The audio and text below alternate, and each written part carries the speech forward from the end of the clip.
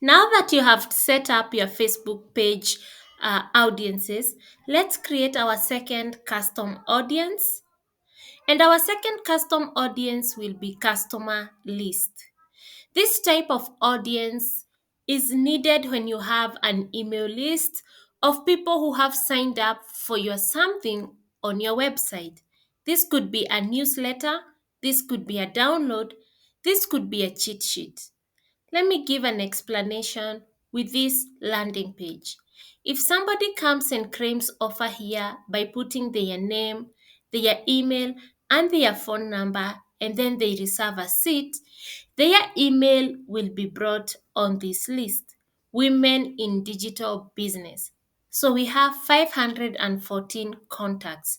I'm supposed to download these 514 contacts, put them in a Google Drive like this one, put them in a Google Drive like this one, then come back to my audience, follow the steps required, and then upload the list. Okay, so you're just supposed to come click here next and then name that particular audience. So that particular audience, I would name it Learn Digital Marketing Free Women in Digital Business. And then I will just upload it and set it aside. Because this is not my account, it's Dr. Sylvester Odanga.